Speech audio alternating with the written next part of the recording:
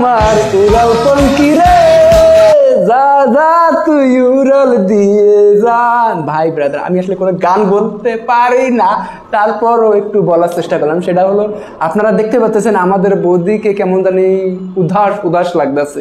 ওই যে মানে প্রেমে ছেঁকা খেলে যেরকম উদাস উদাস লাগে, সেরকম একা একা বেরিয়ে পড়ে। দেখেন উনি একাই ড্রাইভ করতেছে।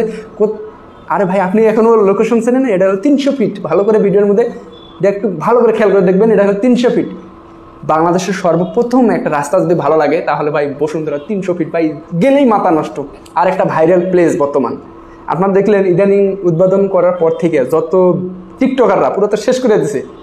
আর কি বলবো, সেটা নিয়ে পরে কথাবার্তা বলি। সেটাই হলো, আমাদের ছোট বৌদিকে কেন এত উদাস উদাস লাগতেছে? আরে ভাই, তুফানের তেজে পুরা বেসরি একবারেই অবস্থা খারাপ। কেন জানেন ভাই? জঙ্গলিতে আসা কথা ছিল। কার আসা কথা ছিল? ছোট বৌদি টিক্কা দিতে শাকিব খানের সাথে, তুফানের সাথে টিক্কা দিত। সিয়াম আহমেদকে সাথে সঙ্গী করে নিয়ে আসতো, কিন্তু মাগার সিয়াম আহমেদ, তার পরিচালক, প্রযোজক সবাই তুফানের ঝড়ে ভাই বিশ্বাস করবেন এটা সেট টেট সব উড়াই নিয়ে গেছে। কি বলো ভাই, সত্যিকারের তুফান এবং বাস্তবের তুফান, দুই তুফানে পুরা জঙ্গলি মঙ্গলি।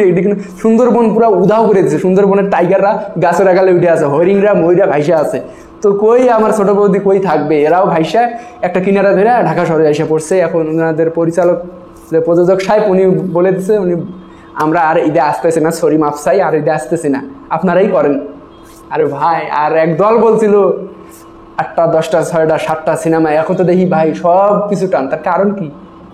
আরে ভাই, একটা কথা কান খুলে শুনে রাখেন, এখানে মেগাস্টার শাকিব খান। আর এর আগে যারা ধরা গেছে ভাই, ওই যে পান খেয়ে চুন বেশি করে ভাই গাল পুড়ে ফেললে আপনি মনে করেন যে কোনো কিছু দই দেখলেও ডর পাবেন, কেননা ওই যে চুনের মতো লাগতেছে, একটা ভয় আপনার মধ্যে কাজ করবে। তো ওই বিষয়টা হয়ে গেছে ভাই সেম এইটাই। আসলে আমি ওইটাকে, আপনারা ভালোভাবে জানেন বিষয়টা, এরকমই বিষয়টা হয়ে গেছে। তো আমাদের ছোট বৌদি এখন কি অবস্থা, মানে প্রেমে ছেঁকা খাইছে, সিনেমা সে টিক্কা দিতে আসছে। আর ভাই মানে সাবেক যদি স্বামী হোক, সাবেক প্রেমিকা হোক, সাবেক এক্স হোক, তাদের সাথে টিক্কা দিতে কি যে আনন্দ লাগে সেটা আমি জানি। আমি জানি না, আপনারাই ভালো করে জানেন, ঠিক আছে? তো বিষয়টা আসলে ভাই সেম এইরকমই। উনি সবসময় চাইছে বলে সাবেক, যে সে এখন মানে একটা মেয়ে মানুষ একটা পুরুষকে যতটুকু ভালোবাসতে পারে ভাই, ততটুকুই ঘৃণা করতে পারে। আর মেয়ে মানুষ যত অন্ধের মতো ভালোবাসে, ঠিক অন্ধের মতন ঘৃণা করতে পারে। সেই পুরুষটাই প্রেমিক পুরুষ, সেই পুরুষটাই হলো দুশ্মন। কি বলবো, সেই শাকিব খানের সাথে পাঙ্গা দিয়ে, যে শাকিব খান ওনাকে এক প্রকারে তৈরি করছে, সেই শাকিব খানের সাথে পাঙ্গা দিয়ে প্রতিটা ঈদে আসতেছে, প্রতিটা পদক্ষেপে বুবলি বাধা হয়ে দাঁড়াতেছে। এই দেখেন ঈদে এইবার দেখবেন কি একটা ফন্দি সিস্টেম করবে, সামনের সিনেমায় মুক্তি দেবে না, তারপরে ঈদের সময় কি হবে, আর ইন্টারভিউ খেলা শুরু হবে। ইন্টারভিউর মধ্যে যায় কিছু পার্সোনাল ইস্যু নিয়ে টানাটানি করবে, নিয়ে শাকিব খানকে একটা নেগেটিভ দেওয়ার কোনো ওয়ে নেই, কেননা অল বাংলাদেশ বলবো না, অল পৃথিবী জানে গ্লোবাল সুপারস্টার শাকিব খান তার 2টা কাজ আছে, তার মধ্যে একটা সবচেয়ে বড় ভুল করছে এই জিনিসটা করে। আমি শাকিব খান এই ডিসিশন তার মন থেকে সেও জানে বলে, সবচেয়ে যদি বড় একটা ভুল করে থাকে সেটা শবনম বুবলিকে বিবাহ শাদী করার পর। একেবারে যারা সাকিবিয়ান আছে সবাই তারা জানে, মনে প্রাণে বিশ্বাস করে যে শাকিব খানের সর্বোচ্চ একটা ভুল সেটা হলো এই যে চুলচুলি বৌদির সাথে বিবাহ বন্ধনে আবদ্ধ হওয়া। আমি বলবো না বলে উনি বিবাহ করেনি, কেননা আমি অসম্ভব, আমি এটা ভাবতেও পারি না যে মেগাস্টার শাকিব খান বিবাহ ছাড়া তার সন্তান হয়েছে। আমি এটা কল্পনাও করতে পারি না, কেননা সে এটা করতেই পারে না। আরে ভাই, আপনারা বলবেন ভাই আপনি তো বলছেন বলে ছোট বৌদির বিবাহ করতে পারেনি, কাবিরনামা দেখাতে পারে নাই। আমাদের প্রযোজক পরিচালক ইকবাল সাহেব, টাকলু সাহেবও বলছিল এইসব কথাবার্তা, তো এগুলো নিয়ে আপনি কথা বলছিলেন। হ্যাঁ, আমি কথা বলছিলাম, তবে আমি মনে প্রাণে বিশ্বাস করি অবভিয়াসলি তাদের বিয়ে শাদী হয়েছে সব কিছু ইসলামিক অনুযায়ী হয়েছে, কেননা বিয়ে শাদী ছাড়া সন্তান কি সন্তান আপনারই বলেন। জাস্ট আস্তাগফিরুল্লাহ নাউজুবিল্লাহ, আমি এসব বলতে চাই না। যাই হোক ভাই ব্রাদার, আমরা যে কাজে আসছি, যে কথায় আসছি সেই কাজে আসেন। এটা হলো কেন উদাস লাগতেছে ছোট বৌদিকে, কারণ তো ভাই একটাই আছে, ওই দেখুন আমরা 2টা জায়গায় শাক খাইছে, খাওয়ার পর কি আর বলবো, ছেলেরা এইটা আর মেয়েরা কি যদি হাই ক্লাস পরিমণির মতো হয় তাহলে কি করবে, ঢক ঢক ওইটা খায়া উদাস লাগে রে। কি বলবো, আমি আসলে ওই রকম গান সঙ্গীত ওই রকম পারি না ভাই। এর কারণে একটু আপনাদেরকে বিনোদন দেওয়ার চেষ্টা করি, কথার মাধ্যমে কিছু কথাবার্তা বলতে চাই।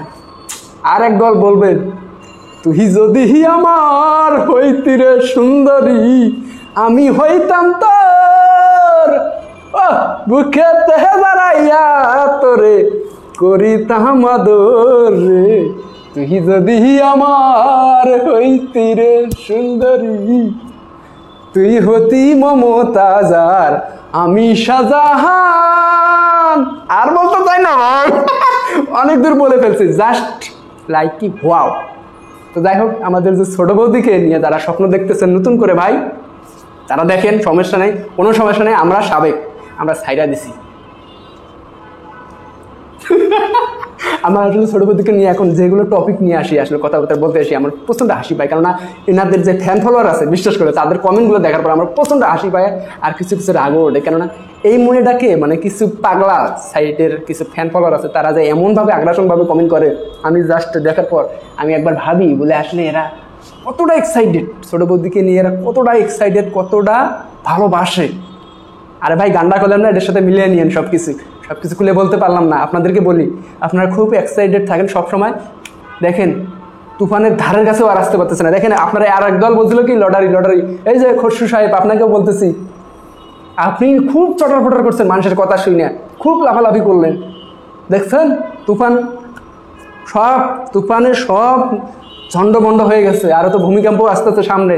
এক সং দিয়েই দেখেন সব কাঁপাই দিল, এক টিজার দিয়ে একটা আভাস দিল, এক সং দিয়ে পুরো ভূমিকম্প করে দিল। তারপরে একটার পর একটা পোস্টার আসতে আসতে, এই যে আরেকটা পোস্টার আসলো, এইটা দিয়ে একবারেই সবাইকে মুখ লাগাম লাগাইয়ে দিছে। এখন প্রযোজক, পরিচালক, আদার্স যত আর্টিস্ট আছে সবারই মুখে একটা লাগাম লাগাই দিছে। কথাবার্তা গেলেই এই লাগাম মুখে এসে অটোমেটিক পড়ে যাবে, কেননা তুফানকে নিয়ে কথা বলার সাহস কেউ রাখে না। আর তুফানের হাতে পুরো বাংলাদেশ তুলে দিয়েছে, ঠিক আছে, উল্টা কিছু করা যাবে না। তুফানের যে একটা ঝাঁকুনি আছে, ঝাঁকুনি দিলে 80% আমাদের বাংলাদেশের বিল্ডিং সব ধসে পড়ে যাবে। বৌদির ফ্যান ফলোয়াররা কই, সেই তুফানের কাজে কেউ বাধা হয়ে দাঁড়াতে পারবে না। তো যাই হোক ভাই ব্রাদার, আমি আর একটা জিনিস অবাক হলাম, সেটা হলো স্টার সিনেপ্লেক্সে যাওয়ার পর ভাই আমি সামান্য একটু হতাশ হয়েছি। তারপরে সবচেয়ে বড় অবাক হচ্ছে, হ্যাঁ শাকিব খানের রাজকুমার এখনও চলতেছে, পুরো হাউসফুল যাইতেছে ভাই, পুরো হাউসফুল। আমি তো জাস্ট অবাক, বলে আর এক ঈদ আসলো, ছোট ঈদ থেকে বড় ঈদে আসতেছে, ঈদুল ফিতর থেকে ঈদুল আজহা আসতেছে, রোজার ঈদ থেকে কোরবানি ঈদে আসলো রে ভাই। তারপরে সিনেমার তেজ কমতেছে না, রাজকুমার সিনেমা।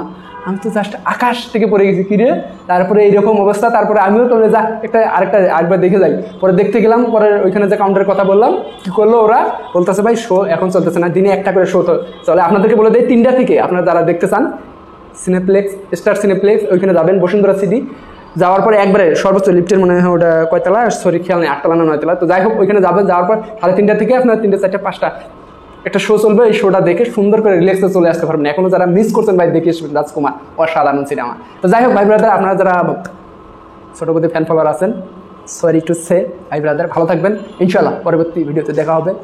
আর হ্যাঁ ভুলে যাবেন না, যার ধর্ম আগে তারপরে কাজ করবেন, ইনশাল্লাহ দেখা তো হচ্ছেই প্রতিদিন যদি বেঁচে থাকি।